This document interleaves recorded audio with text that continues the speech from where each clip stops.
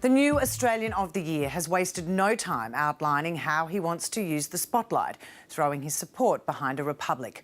Former Chief of Army David Morrison wants to continue the work of his predecessor Rosie Batty in combating domestic violence, but says it's time to reopen the debate on having an Australian head of state.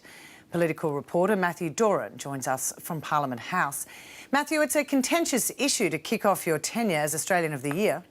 That's right, but it does come off the back of a petition that we saw released yesterday from the premiers and chief ministers around the country calling on the government to consider addressing the issue of a republic. All premiers and chief ministers signed that, apart from West Australia's Colin Barnett. But on Australia Day, a day in which the nation is celebrating being founded by British colonists, it is quite a contentious issue, and David Morrison makes no regrets about bringing this issue up. He does identify that for some people it may be a bit out of line, but he had this to say to media last night, shortly after being named the Australian of the Year.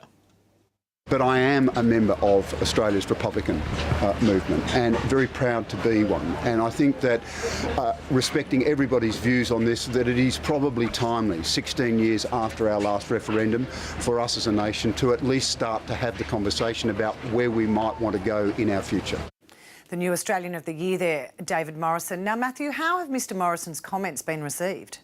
Well, the man that everyone's looking to at the moment is Malcolm Turnbull. Of course, he led the Republican movement, the failed Republican movement, back in 1999 and still remains a Republican, and today he has welcomed David Morrison's comments, but he's emphasised that this whole debate needs to be timed properly. After the failed 1999 referendum, Mr Turnbull says that he came to the view that the appropriate time to hold such a poll would be after the current Queen dies, and he says that the only way it's going to be successful is if there is an appropriate national debate leading into any sort of referendum.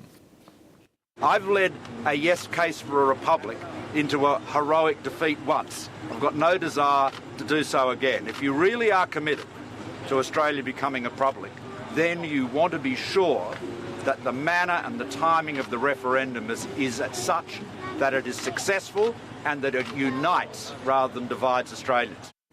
And is this an issue that the opposition has picked up on today?